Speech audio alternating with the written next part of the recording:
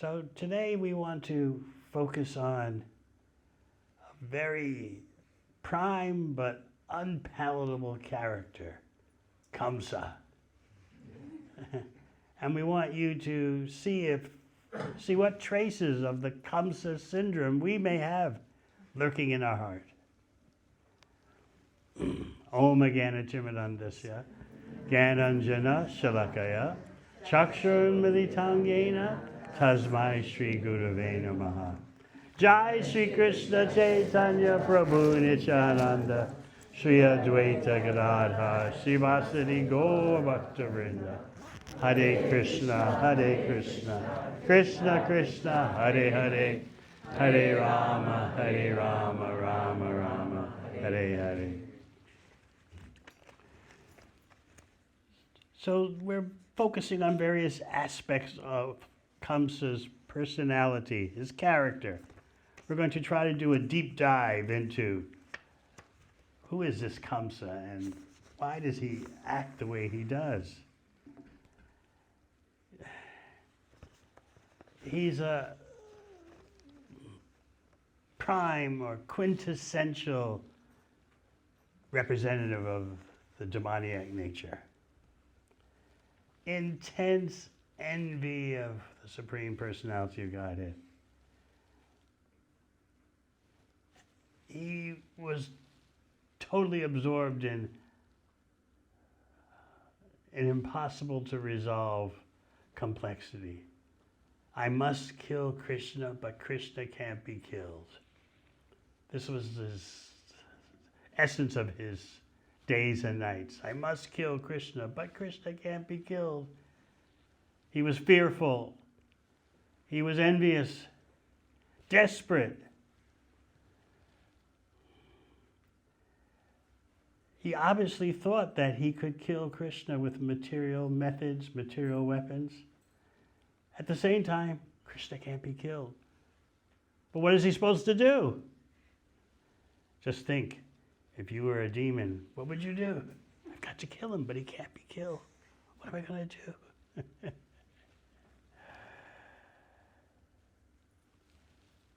You might say, why didn't Kamsa just accept his destiny, right? Why didn't he just realize the eighth child of Devaki is going to kill you, so let it happen? Why are you destroying the whole world around you just to avoid your fate? But no, he's determined that he'll do whatever it takes to try to change his destiny, even though it involves so much violence. So who is Kamsa? He's born in the Yadu dynasty. The Yadu dynasty is very huge. It goes back to the time of Yadu. Who knows what family Yadu is born in? Yayati, who was cursed to be prematurely old. Remember? Those of you who have read Srimad Bhagavatam. But Shukracharya, who cursed Yayati, said, well, you're married to my daughter, and she hasn't finished her quest for enjoyment. So if I curse her husband, my son-in-law, to be prematurely old, that doesn't do my daughter much good. Everyone remembers that part of Bhagavatam?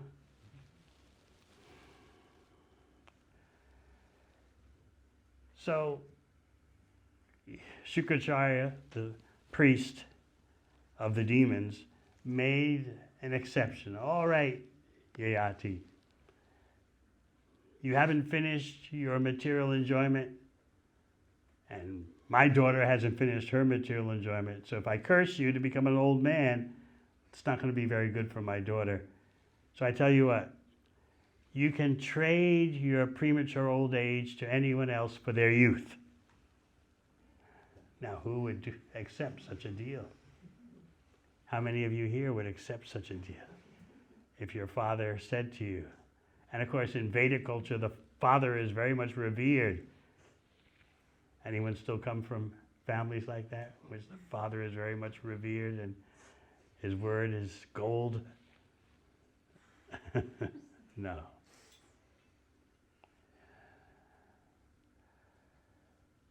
So Yayati turned to his oldest son, Yadu.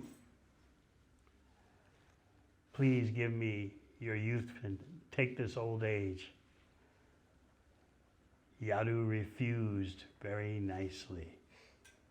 Why? Because Yadu knew in the future, in my family line, is going to come the Supreme Personality of Godhead. If I delay my family life, my grihastha life, that'll delay the appearance of the Supreme Personality of Godhead. So I want to get on with my household life so that the dynasty will happen, and somewhere down the line in my family, there'll be the Supreme Personality of Godhead. But if I take my father's old age, that delays the whole process. I know my father is going to give me his old age, give me his youth back. I know he's going to, but I don't want the delay. Secondary reason was that Yadu was thinking, I've got to go through the grihastha ashram and get it over with. I don't want to be prematurely old and then become young again. That just drags everything on and on and on. Let's go through it. But the main reason was Krishna is going to appear in my family line. So I want to get my family life going, get my family expansion going, so Krishna will appear. So Yadu's refusal was dharmic. It wasn't selfish. So then Yayati turns to another son, another two sons, and asks each one of them. And they were like, are you mad? No way. We're going to screw up our enjoyment, taking your old age and giving you our youth? No way. Their refusal was adharmic because it was based simply on selfishness. And then the youngest son, Yayati, turned to him. Will you please accept my premature old age and give me your youth? And that son said, I'm actually not a good son because you shouldn't have had to ask me. The first-class son anticipates what the father wants and does it before the father even says it. I'm a second-class son in that I had to wait until you make the request for me to follow your order. At least I'm better than the third-class son who agrees very reluctantly and with bad feeling. And at least I'm not the fourth-class son who totally refuses out of selfishness. So Yadu, the oldest son, was right. And that's why you have the Yadu dynasty. The Yadu dynasty has many sub-branches. You may get confused by reading Krishna book and Bhagavatam. What are all these clans? Vrishnis, Bhojas, Andakas. They're all branches of the Yadu dynasty. Visualize a river, a long river, and it has different names according to the part of the world that it's passing through. The same river may have different names according to the town or city it's passing through. So the Yadu dynasty is like that. It's got many different sub-clans, sub-dynasties. So Kamsa is in the Yadu dynasty. He's the son of Ugrasena. Now, how did such a demon get to be the son of Ugrasena, who's such an extraordinarily righteous Yadu king? Well, life can get intricate sometimes.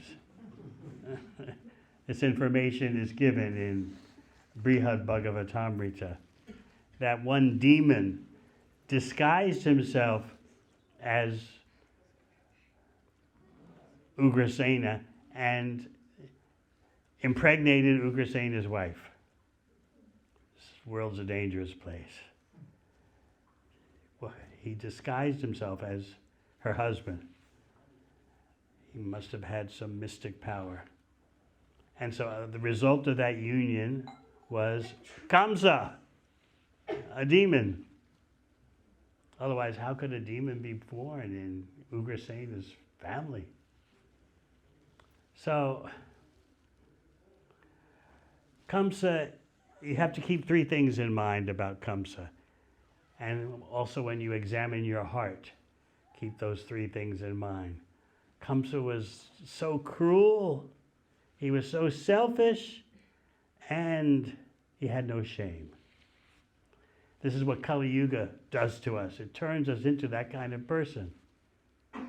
We think, I'll just go a little bit into Maya, not much. And what happens? We're dragged down deeper and deeper into the depths of Maya. We didn't originally intend to go so deep. We thought, I'll just dip down a little bit and hold there. But the nature of the material energy is dynamic. It's pulling, it's throwing you, pulling you down. So we can look at ourselves and say, well, we're not as bad as Kamsa. But let us not be trusting of the material energy. It can turn us into miniature Kamsas if we're not careful. And the prime attributes of a follower of Kamsa are those three things. Selfishness, all for me. No shame, and very cruel. No mercy. You can see that happening in the world today. People are becoming more and more unmerciful, with no shame. Just coming right out and saying it's all about power, who controls, who gets this, who gets that.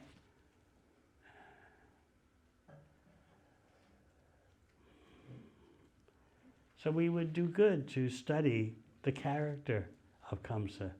It will help us understand Krishna Lila, and it will help us to understand the world today and help us to understand ourselves. So,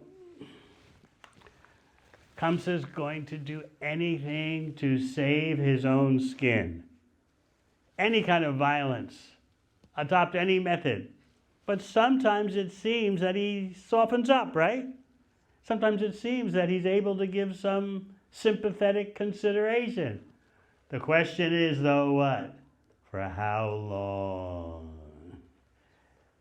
It doesn't last long at all.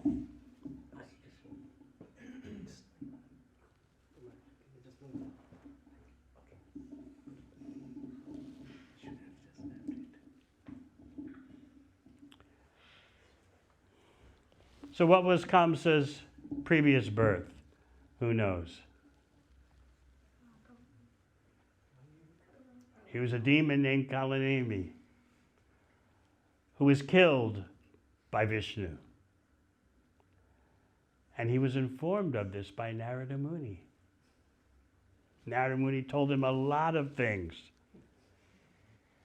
Remember what happened when Vasudeva presented the firstborn child to Kamsa? Well, let's go back to the wedding day. How many of you have had wedding days? Can you imagine? There you are driving the chariot with your wife, new wife. The ceremony is over. And actually, it was Kamsa who was driving the chariot of Vasudeva and Devaki. He was driving out of affection for his sister. She's actually a cousin sister, but in Vedic culture, brothers and sisters who we call cousins, they called brothers and sisters. So she's actually the daughter of Kamsa's uncle, but referred to as sister. So out of affection, he's driving the chariot, and then what happens? The voice from the sky speaks. Kamsa, you're such a fool. You're like a beast carrying a burden of someone who's going to cause you great harm. The 8th child of your sister is going to kill you. What happened next? Without a second thought, without any shame, Kamsa suddenly shifts gears. And on the wedding day of his sister, he prepares to cut her head off. Without a thought. Such demoniac intensity. No thinking, should I do this? Should I not? No. Her 8th child's going to kill me? I must kill her right now. So he drops the reins and grabs her by the hair. And he's holding her hair in his hand. And then with the other hand, he's got the sword, and he's prepared to cut off her head. Now, what is the husband supposed to do in such a situation?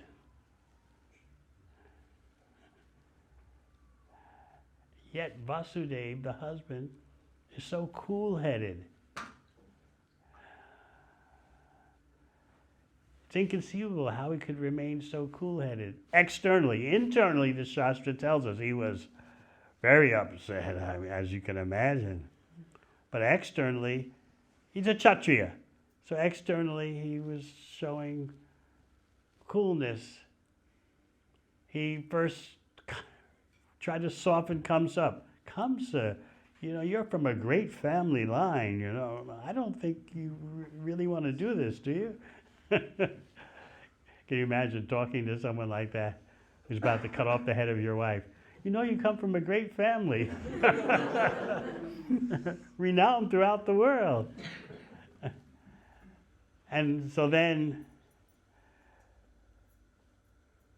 Vasudeva shifts gears, and because that's not working. The danger has not subsided. So what does Vasudeva do? He points out the bad results if Kamsa will follow through and cut off the head of his sister. He says, there are reactions to your sinful actions. And there are many verses where Vasudeva speaks about changing bodies, getting your next body. It's amazing how people don't care what their future will be in terms of what the next body is. They think it's all just, they don't have time to think, actually, to tell you the truth. They don't have time to think. It's not on their agenda thinking about these things. And that's what makes the Sankirtan devotees so frustrated. It's not on their agenda. Like, why worry about this? Who knows? Who cares? Just try to make your life as entertaining and gratifying as possible, and what happens, happens. This is the Kamsa mentality. But at least Kamsa had some notion of a next life. But when it comes to tight situations, clutch situations, Kamsa throws that knowledge out the window. So he was not impressed. He did not change by his hearing from Vasudeva about reactions to your actions. So what's Vasudeva going to do now? How's he going to save his wife? He came up with a brilliant idea. He said, Kamsa, the prophecy says the 8th child of my wife will kill you. Here's what I'll do. In the future, whatever child is born, I'll bring to you for your disposal. Can you imagine being a father having to say that? What was Vasudeva thinking of? He's calculating on the spot. Brilliant calculation that who knows, there may not be any children in the future. It's not guaranteed we're going to have children. So I'll promise we'll bring all the children to you, Kamsa, for your killing, but maybe there'll be no children. So in this way, my wife is saved. Furthermore, maybe we'll have a child that will kill Kamsa, and that'll solve the whole problem. Somehow or other, we may have a child that will kill Kamsa before Kamsa kills the child.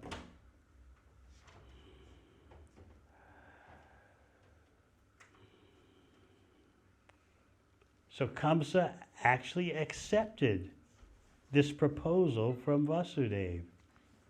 Why? Who knows? Because Vasudeva's word was so renowned, he would never break his word. So even Kamsa could trust Vasudeva. All right, you're promising that? All right, I guess I won't kill your wife. Just bring to me all the children that are born. So what happened when the firstborn child is brought by Vasudeva to Kamsa? Kamsa shows some tenderness.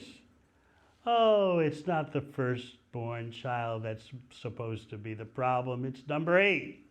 You may take number 1 back. So you would think, oh, how merciful. But how long can the mercy of a demon last? So, meanwhile, Narada Muni is going to agitate the situation. And you may wonder, how could Narada Muni do what he did? He went to Kamsa and talked to him, told him, you better get with it. Don't you know what's happening?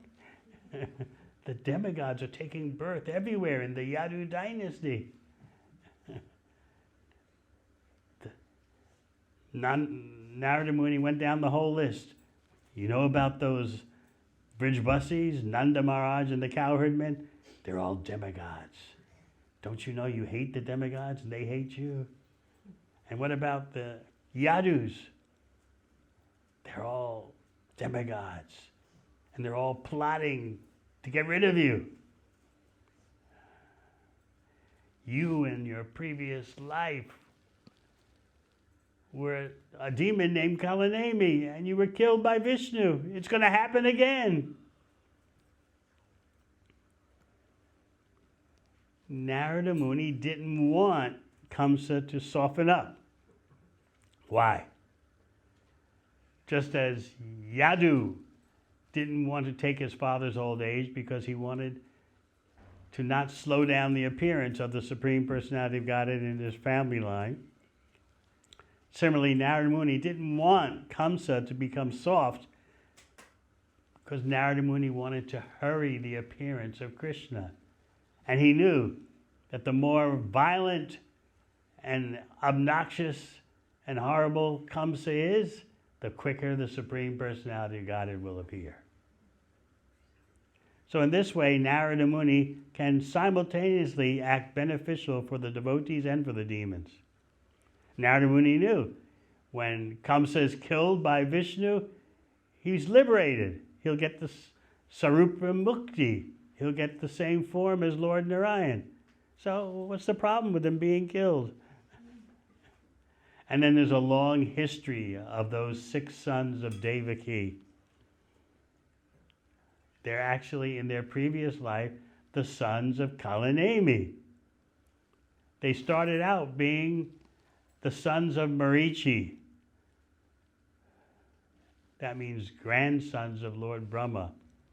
But they laughed at Brahma when Brahma was doing something inconceivable, apparently chasing after his own daughter. And so the sons of Marichi, Brahma's grandchildren, laughed at Brahma. are you doing? So Brahma cursed them to be grandsons of Hiranyakashipu, sons of Kalanemi.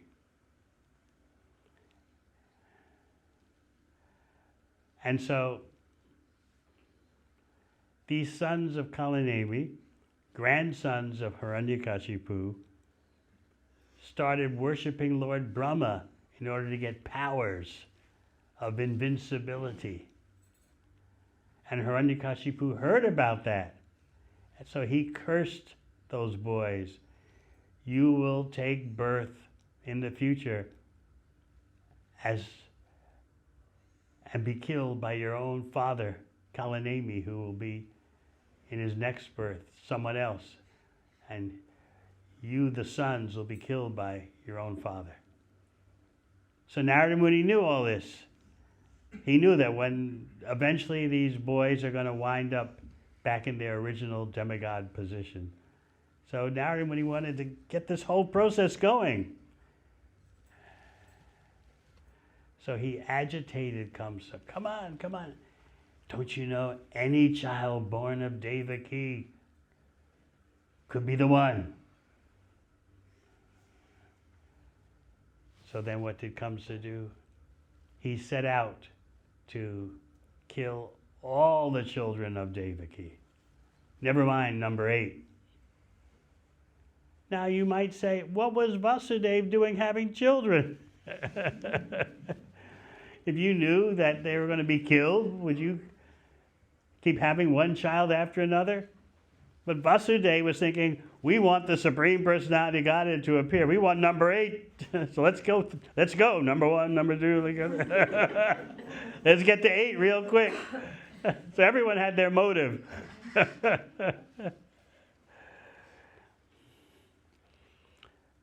So Kamsa, a super demon, his heart is just filled with passion and ignorance. And as we said, his prime characteristics were selfishness, cruelty, and no shame. So this hearing of the voice from the sky was like the defining moment in his life.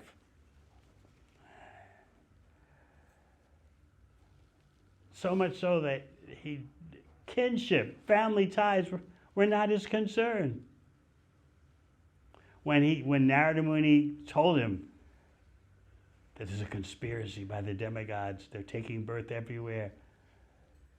When he heard that from Narada Muni, immediately Kamsa put Devaki and Vasudeva under arrest, shackled them, put them in prison.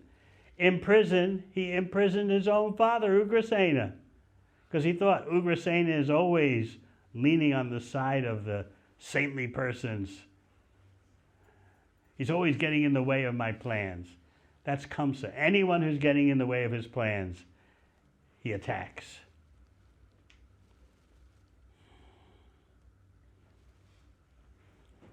So Kamsa is an example of perfect Krishna consciousness in an unfavorable way. What does Rupa Goswami say? Anukulyena.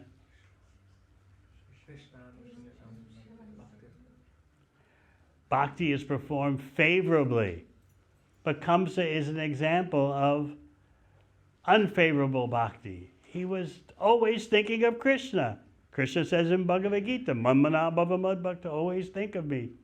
Kamsa always thought of Krishna, but totally unfavorably. I got to kill him, even though he can't be killed. He was so absorbed in anti-Krishna consciousness that he was seeing Krishna everywhere, unfavorably. I got to kill him. I got to kill him before he kills me. Remember in the 7th canto, Narada Muni is speaking to Yudhisthira about how the Supreme Lord is equal to everyone. And Narada Muni says that, oh, if I could only love Krishna with the intensity that demons like Kamsa hate him. So a devotee sees lessons everywhere, even in the behavior of demons. It's It's another reason why we're talking about Kamsa.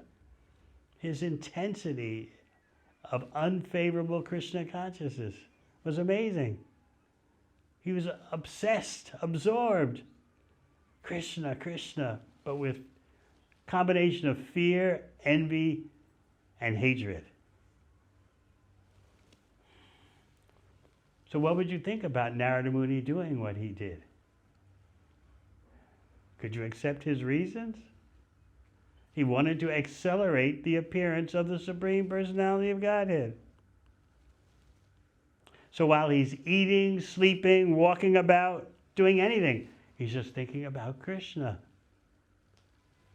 So that's why Narada Muni says, oh, if I could only love Krishna with that intensity that these demons hate him. We don't recommend, of course, that you try to be Krishna conscious in Kamsa's way. It's actually much easier to love Krishna.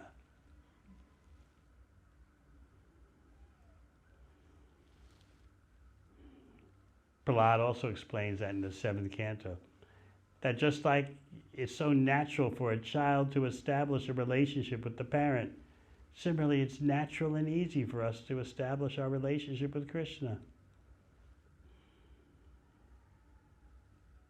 But Narada Muni is saying what he said just to show how extraordinary was the intensity of these classic demons like Shishupal, Kamsa. Their bhava, their emotional absorption was so intense, but it was all unfavorable. Yet, when Krishna does kill Kamsa, Kamsa gets Sarupya Mukti. He gets the same form as Lord Narayan in Vaikuntha. So Narada knew all that's coming. So therefore he pushed the situation. Let's get it on. Let's get going. On with the show. Now what about the Yadus? They were, you see, Kamsa was very powerful. He made alliances with so many demoniac kings, especially with his father-in-law. Who was his father-in-law? Jarasandha. So Kamsa felt entitled to just gobble up all the lands and people around him, annex them like nations today. You will belong to us.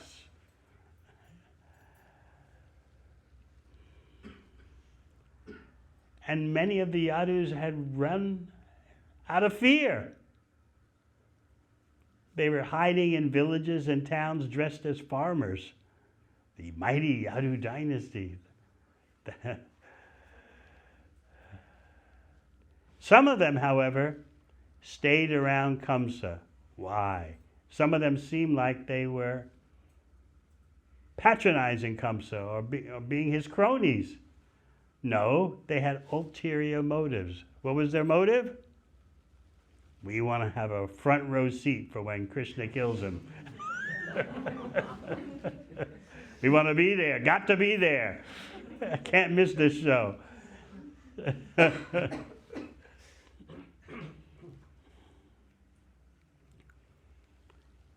Kamsa, you have to see, he had to think, I can kill Vishnu, otherwise he's finished. So he had to think that the Lord could be killed by material weapons. At the same time, he knew Vishnu can't be killed. But I got to do what I got to do. I got to try. It's him or me.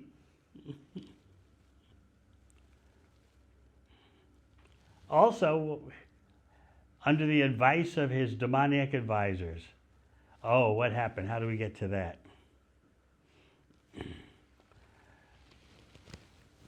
When Kamsa got news that the 8th child was born, remember Devaki's in prison, and she's pregnant with the 8th child. And Kamsa sees how beautiful she looks, so effulgent. He's thinking, oh, this number 8 is in her womb. I can see it coming. What should I do? He actually contemplated killing her. He said, but that would just be too much. Number 1, she's a woman. Number 2, she's my sister. Number 3, she's pregnant. It's a bit too much for me. He considered it. But unlike when he was driving the chariot and about to kill Devaki, now Devaki's pregnant.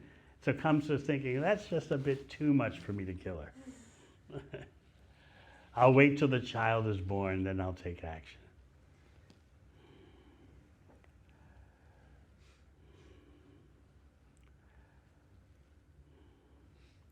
Meanwhile, his demoniac advisors had urged him to go on a rampage. You've got to kill all the brahmanas, kill all the cows, kill all the saintly persons. That's how you get rid of Vishnu. The saintly persons, the cows, the brahmanas, they are his limbs. If we kill them, then that's as good as killing Vishnu. So this is the terrorism that Kamsa was doing.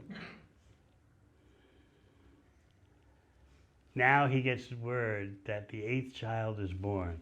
What does he do? He races into the prison cell where Devaki has just given birth. He doesn't know that Devaki and Vasudeva have sent the child to Braj. He doesn't know that. He comes bursting into the cell and sees a little girl baby. He doesn't care that the prophecy said the 8th child would be a son that would kill him. He sees a little girl. And Devaki is pleading with him, don't kill her, even though Devaki knows this is not her child.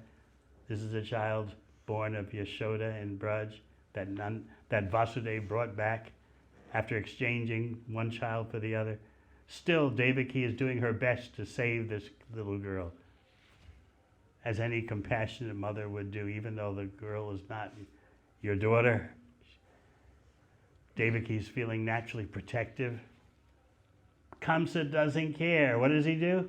He grabs the newborn infant by her ankles and tries to smash her head against the wall. You can't imagine such savagery. And then what happens? The little girl flies up into the air and shows herself to be Durga. Now Kamsa's a demon. Demons like Durga.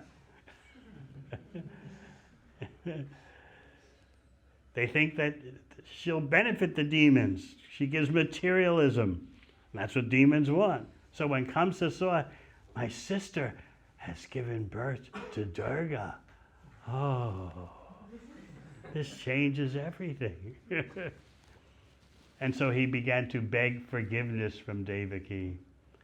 I didn't know that you were the mother of Durga. Furthermore, we all know that everything happens by destiny. You shouldn't be angry at me that I killed your 6 children and I tried to kill this one. You shouldn't be angry. It's all our destiny. What do you think? Any mothers here? Could you, Kirti Devi, could you forgive such a person? It was all destiny that I killed 6 of your children. And Kamsa began to speak like transcendental knowledge. You know, we're not the doer, we're not the body. Just like I was explaining where in Melbourne before I came here. There's one top Nazi leader of the Gestapo, the feared Gestapo, the secret police in charge of exterminating millions of people. He used to carry a copy of Bhagavad Gita with him. And why did he do that?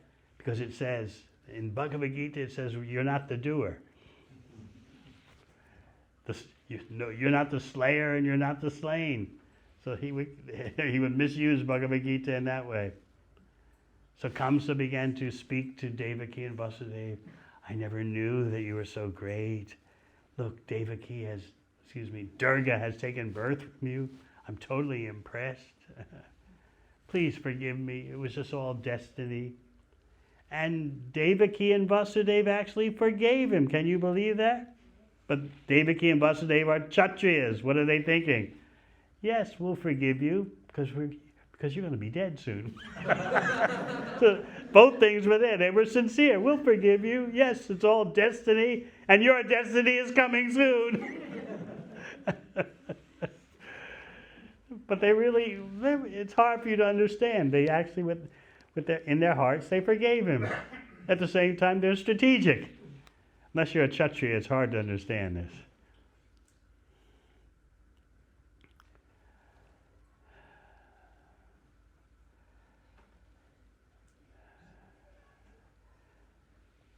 So just search your heart to see if we have any of these qualities of Kamsa. Certainly we're not as ferocious as Kamsa, but we don't want to drop of what he is. Selfishness. Whereas the reality of the spiritual world is unselfishness. You can read in Chaitanya Charitamrita, in the advanced sections, what happens at the topmost portion of the spiritual world. The example is given that Srimati Radharani is like a creeper, and the gopis are like leaves and twigs of that creeper.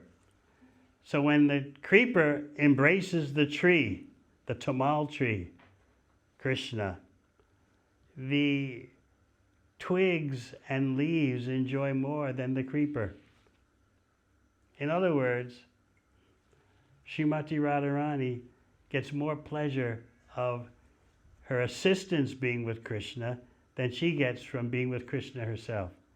And the assistants get more pleasure by arranging for Radharani to be with Krishna than the assistants get by being with Krishna themselves. This is a spiritual world. No selfishness. Our tendency is to think, oh, if we had Krishna for ourselves, how great that would be. I remember in Wellington, one lady from Japan, tourist, came to our Bhakti Lounge in Wellington, and she saw for the first time, she just walked in the door, she saw for the first time a picture of Radha and Krishna. And she looked at the picture and said, she turned to me and said, "Who's the girl with him? I got to get rid of her."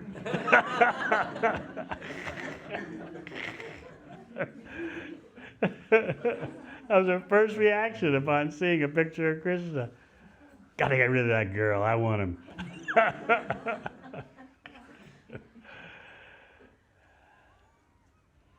But in the topmost portion of the spiritual world, there's not even transcendental selfishness. Everyone wants to arrange for someone else to be with Krishna. The gopis want to arrange that Srimati Radharani is with Krishna. Srimati Radharani wants to arrange that the gopis, her gopi assistants, are with Krishna. And they all get greater pleasure by arranging for someone else to be with Krishna. It's hard for us to understand because we're so hardwired in our conditioning to want everything for ourselves. So this selfishness that we see in the material world, in the material heart, is destroying the whole planet. And more you see people have no shame. Just do what you got to do to get what you can get. Leaders of nations are like that. Individuals are like that. There's no way a civilization can go on like that.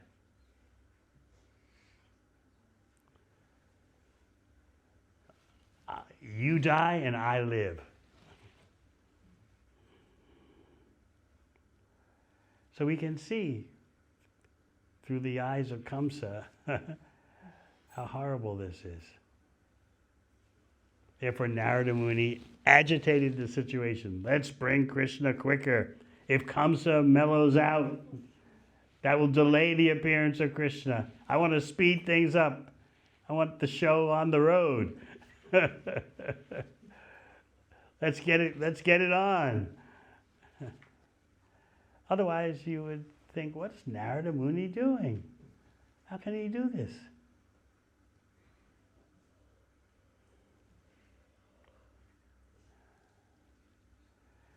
All right, any questions?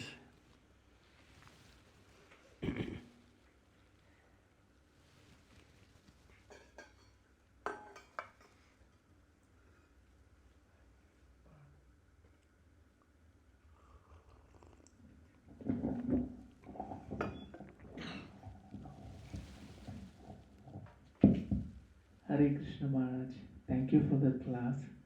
Maharaj, this mood you said about Radharani wants her assistants to get association with Krishna, she's more happy in that. Is this something like what the Guru feels for the disciples, or like Srila Prabhupada feels? Is it something similar to that, or is... It's the same mood, the same bhava. I can check in Bhagavatam 4th canto, you can read Prabhupada writing that just as because of Dhruva, his mother, Suniti, could go back to Godhead. So he said, similarly, I'm waiting for a disciple that will be pure to carry my crippled self back to Godhead. And similarly, the verse, Nikunjayuno Ratikere Siddhaya Yayali Bir Yukti Apekshaniya.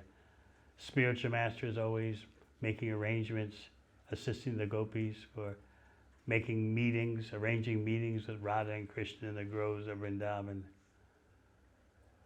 That's the mood of the preacher. Always making arrangements for others to be with Krishna. That is the surest way to go deeper in your attraction for Krishna, by following Lord Chaitanya's order. Wherever you go, whomever you meet, teach the science of Krishna. Otherwise, you can intellectualize your so-called raga, your Raganuga Bhakti. You can intellectualize it. But to actually experience it, you have to go through Sri Chaitanya Mahaprabhu, Sri Nityananda Prabhu.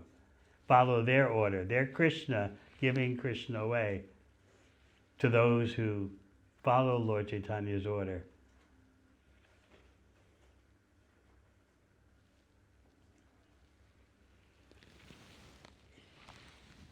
Yes. When the grandsons of Brahma were happy or laughing at Lord Brahma, they suffered severely. What is the correct way one can understand and respectfully observe difficulties in seniors? Talk to another senior about it.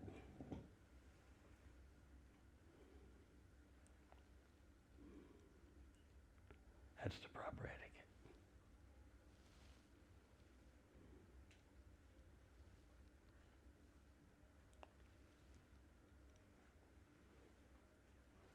Yes? Guru Maharaj, you mentioned that we should be careful to watch if one of those three, or all three, cruelty, shamelessness, and selfishness, cruelty, and no shame, if it appears in our heart, if we detect it, what is the remedy, what to do, how to deal? We have the process for cleansing the heart. We take more shelter of that process.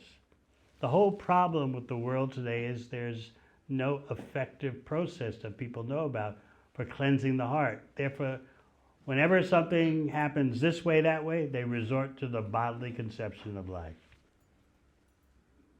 When in doubt, take more shelter of your bodily designation, your upadi. That's the solution, they think. We take more shelter of the processes of bhakti, especially hearing Bhagavatam, chanting Hare Krishna.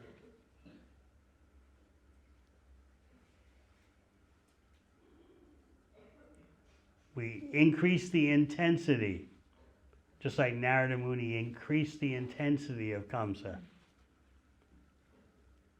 any of Devaki's children can be the one. The demigods are taking birth everywhere. Vrindavan, Mathura, everywhere. What are you going to do about it? I know what's going on, I'm telling you. Kamsa he gave Narada Muni a great reception. So Narada Muni felt encouraged. Let me tell him what's going on in a way that will inspire him to be even more of a demon. And this way, this will encourage Krishna to come quicker.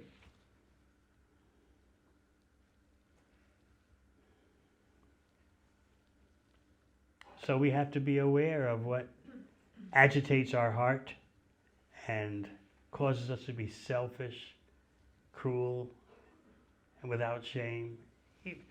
We may say, well, we're not like Kamsa, so a little bit will be all right. A little dab of selfishness, a little dab of shamelessness, a little dab of cruelty. But we want it all out of the heart.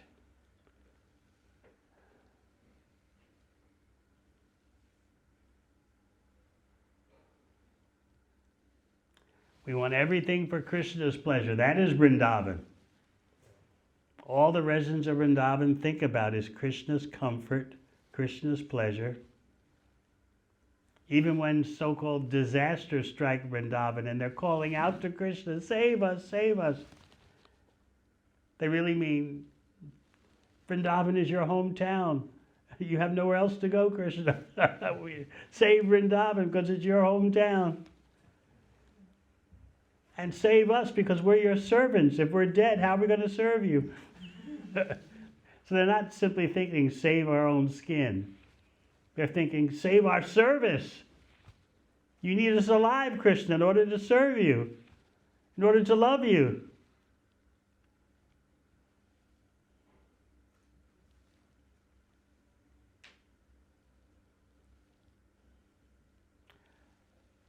Ladies, no questions? Yes.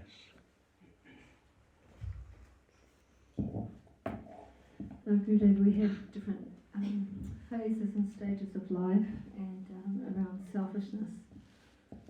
In those different phases and stages, we may have different needs, or so I'm just wondering, how do we navigate that time to also look after our needs but not be selfish at the same time? Two things must be there, sadhana and health.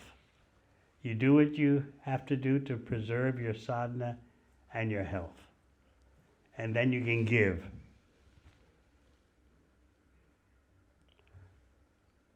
What do you mean by needs? Everyone thinks my wants are my needs. If I want it, I need it. What do you mean by needs? I'd say more physical needs. Like what?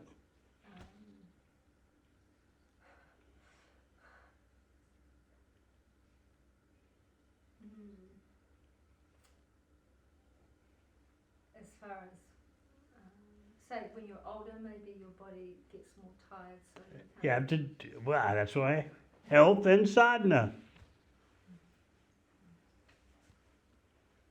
What's the difficulty? You have to take care of your machine for Krishna's service. But the goal is Krishna's service.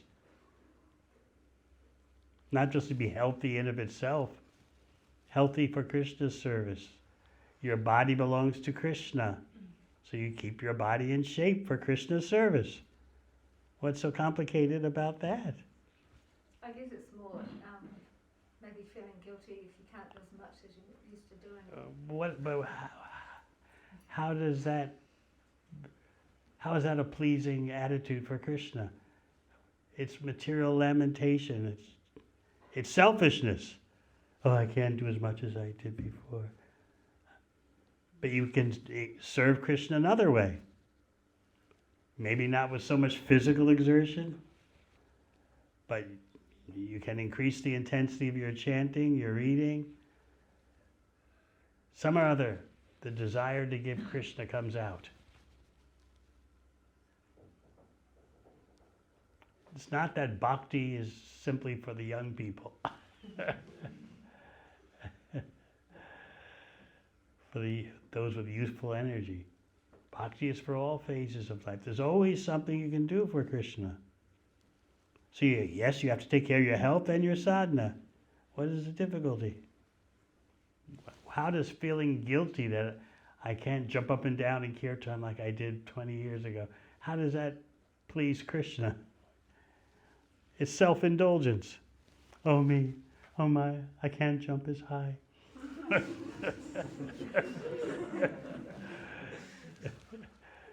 You can move your mouth.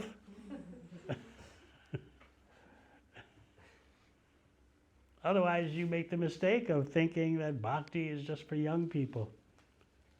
Or elsewhere, like in India, they think the opposite. Bhakti is for the old people. When you're in your 70s, that's when you do bhakti. But when you're in your 20s, 30s, 40s, 50s, 60s, make money. And then when you're in your 70s, then you surrender.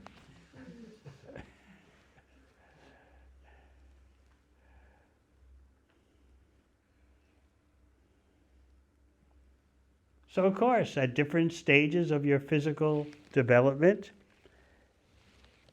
you'll have to respond differently to your body. That's just keeping yourself healthy for serving Krishna.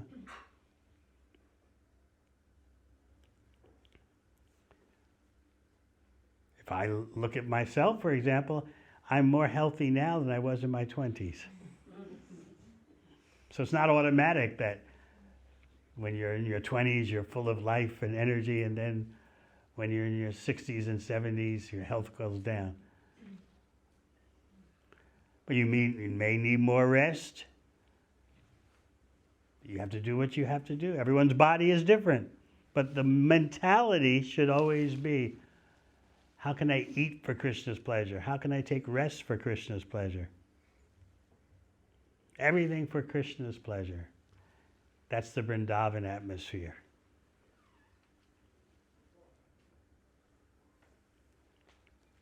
So if what's burning in your heart is a desire to serve Krishna, you'll get the intelligence. Whether you should sleep more, sleep less, eat less. Because your life belongs to Krishna.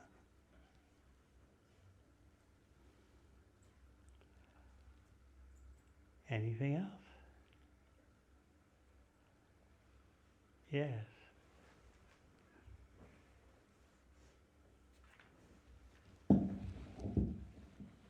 Maharaj, I was thinking, apart from cruelty, there's other thing that we, due to insecurity or lack of the mentality of scarcity, we may not be as helpful to other devotees and people around us as much as we would want to. So how can we overcome that? Can you give me an example? Like it could be as simple as sharing a ride with a fellow devotee. Right? But we might be thinking, what about if the space would be red? If I taken that devotee into the vehicle, probably I won't be as comfortable as I would have. Or something. This is a silly example. Sounds like a major crisis. I think we can give a better example than that. A more serious example would be sharing our secrets in our profession so that they will get benefited, and probably they may take advantage of those and go ahead in their careers, something like that. What's wrong with them going ahead in their career? Are they competing with you? Yes. In the same business? Yes, same business.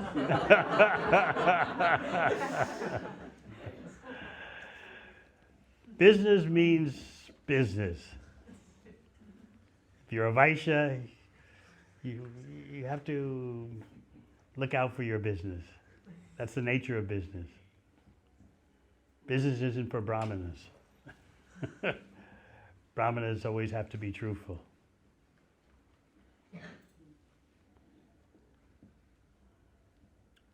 But in the dealings between Vasudeva and Kamsa, he had a right to be deceitful because it involves life and death. In life and death situations, you can be deceitful. To protect Krishna's interests, you can be deceitful. I always tell the story how I was going from Melbourne, flying from Melbourne to Perth in Australia, crossing the state line to Western Australia. And so the devotees in Melbourne gave me a big bag of Mahaprasad from the deity, milk sweets, to bring to the devotees in Perth. They didn't know that in Perth they have a rule that even food coming from another state of Australia, not simply overseas, but from another state in Australia, you have to declare. And they won't accept it. They won't let it into their state of Australia, into Western Australia. So there I was. I came to the baggage ramp to meet the devotees. They were all happy. And I handed the bag of milk sweets to one devotee. And then 2 minutes later, one agricultural inspector, old lady,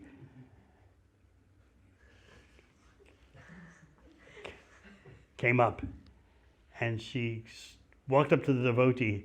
She hadn't seen me give the devotee the bag of milk sweets. She just saw him holding a bag of milk sweets.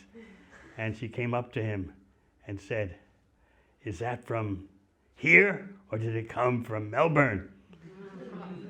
So I saw the devotee, did a quick calculation. He hesitated for a second, and then he said, "It's from here." He knew he had to protect the Maha. But he hesitated for a second, like, should I tell a lie? But I have to protect the Maha. The milk sweets for all the devotees. Because otherwise the lady would have taken the milk sweets and trashed them, which is an offense. So for the sake of protecting the Mahaprasad, he had to tell a lie. That's the nature of this world. Unavoidable circumstances. Okay? Maharaj, So it doesn't mean that you have a business? no. But just I was thinking, you mentioned how if we are Vaishya, then we have to protect our business. But does that our Varna should come in dealings amongst devotees, amongst Vaishnavas? Should that? Give me an example. What do you mean?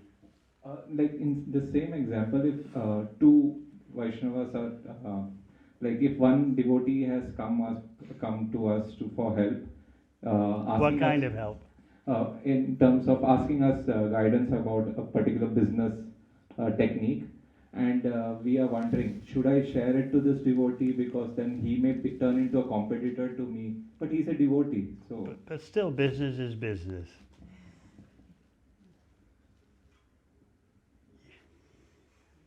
Business means you have to be tactful.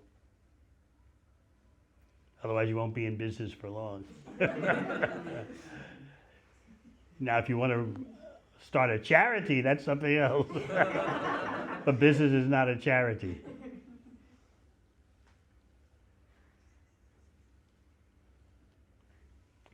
That's why at a certain age, the Vedic system says, retire. Then you don't have to worry about such things. Panchasordvam vanam vrajet. According to the classic Vedic system, when you're 50, are you 50 yet? Then it's time to go to the forest. Before that, just like Prabhupada was doing business.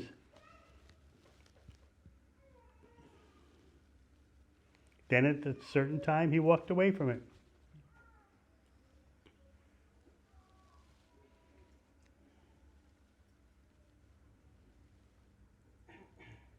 So many of his godbrothers could not forget the fact that he was a householder doing business. Now they're calling him Prabhupada. They couldn't get over it.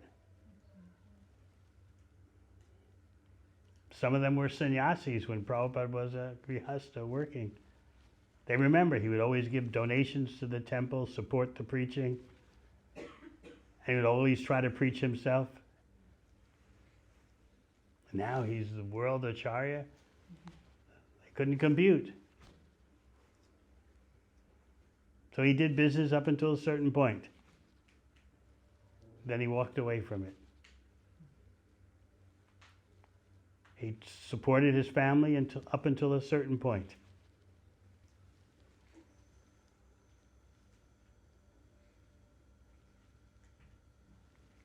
Yes.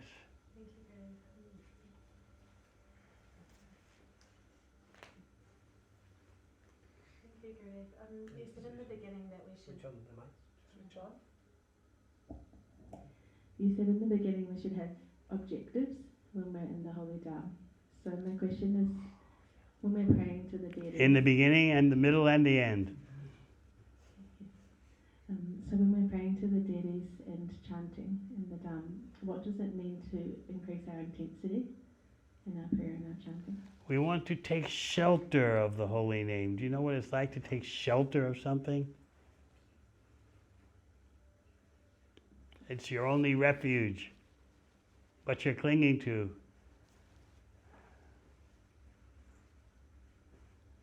You know this is the only thing that's going to work for me. My heart is so polluted, my consciousness is so tinged by Kali Yuga. This is the only thing that's going to do it. The only thing that's going to help me.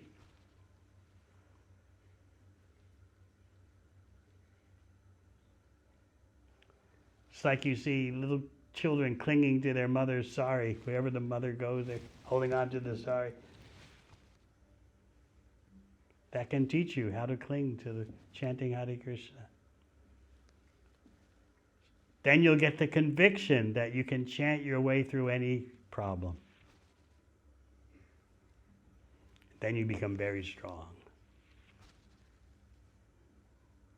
Yes, there'll be problems. This is the material world, a problematic place. But once you understand you can chant your way through any problem, then you become very strong and can help others. You can impart faith in the holy name. Otherwise, up until that stage, it's like, oh, I don't know. I feel bad. Oh, this is happening. Oh, that is happening. Mental, right? But when you take shelter of the holy name, you know, Maya can attack you this way or that way. All you have to do is just chant your way out of it. Then you become so happy. Up until that point, though, you're on the mental platform. Sometimes good, sometimes bad. I don't know. Yeah, some days it feels like the process is working. Some days not. I don't know what to do. I hope today will be a good day.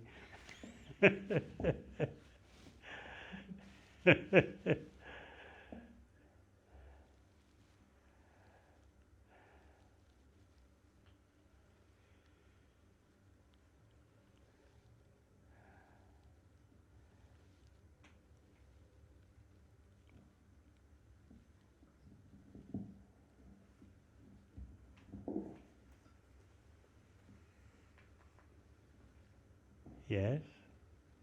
In relation to this health sadhana service that Srila Prabhupada said, this order, and also I've also heard it that work now, samadhi later, and sometimes I see devotees putting so much energy that they don't look after the health. It's But the more work, the service is samadhi. If you're doing it right, if you're doing what's best for Krishna's pleasure, sleeping for Krishna, eating for Krishna, that's samadhi. And if you're not looking after the health in the... Then you're not looking after Krishna's equipment. How is that Krishna consciousness? I just see a lot of passion and energy going into service in some situations, not my own, but I observe it, and I don't see that the focus is there on health at all. So what are you going to do? You try to help such persons?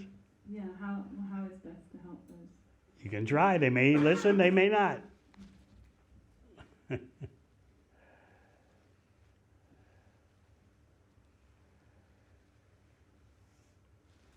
Just like I try to encourage, especially men who are in their 40s, 50s, even 60s, they have to do some strength training because they're losing muscle mass every year. You try telling that to someone in their 20s. They can't understand it. Losing muscle mass, strength training. I'm 25, I'll always be healthy. So I don't even bother telling young men. But persons in their 40s, 50s, 60s, if you plan on using your body to serve Krishna, you have to do strength training because you're losing muscle mass every year. Sometimes they listen, sometimes they don't.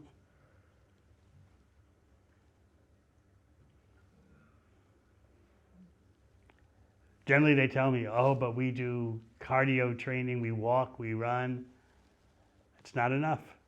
That's good, but something else has to be there. You have to have some strength building exercises. So sometimes they listen, sometimes they don't. Out of service, I tell them. Doesn't mean they have to listen.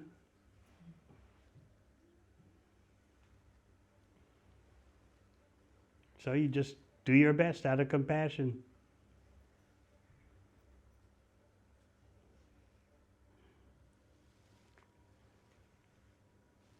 Yes.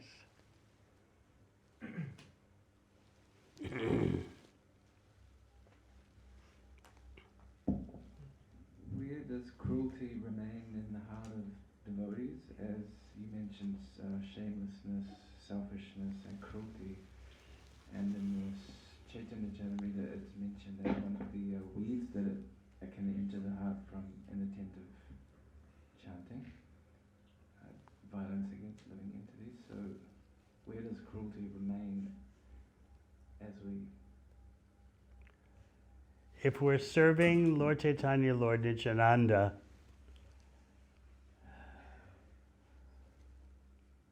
that's the best way to free the heart of any tendency for cruelty. Because you see, in trying to give persons Krishna's mercy, you see such suffering in the world. So you become very sensitive to suffering because you know the root cause of the suffering.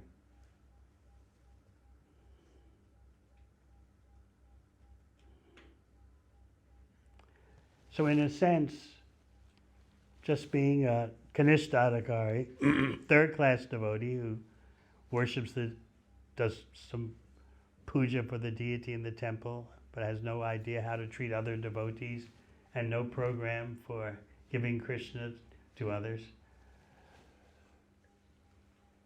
That's actually cruelty.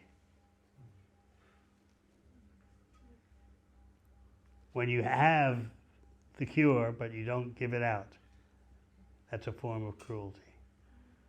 Means hard-hearted, selfish, in the best way.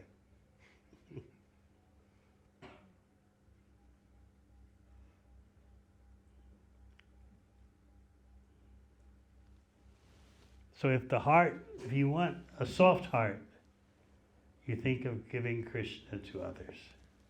And they won't always appreciate, or they may appreciate it first and then later not appreciate. Still, the show goes on.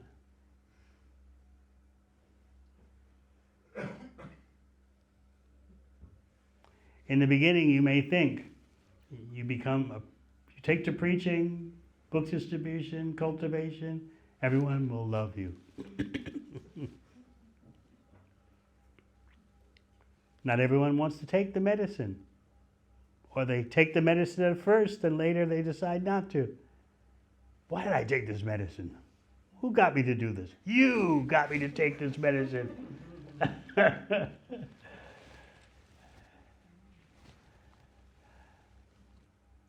Lord Nityananda himself is showing with Jagai and Madai.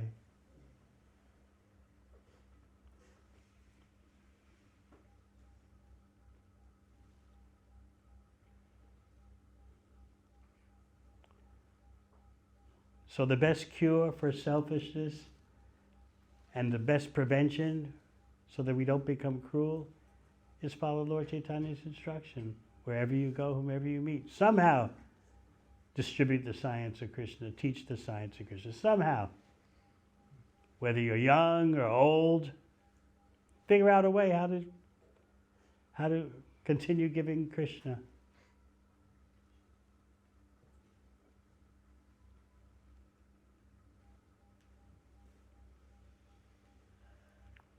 And remember the secret of the topmost portion of the spiritual world, where the devotees get more joy and bliss by arranging for others to be with Krishna than they do from their own meetings with Krishna. It's contrary to what we would think. If I were with Krishna. Oh. But they're thinking if someone else was with Krishna and Krishna's pleased, how nice that is.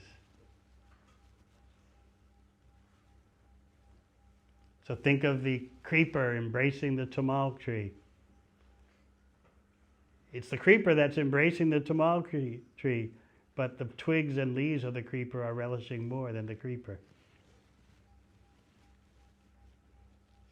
Totally contrary to our material experience.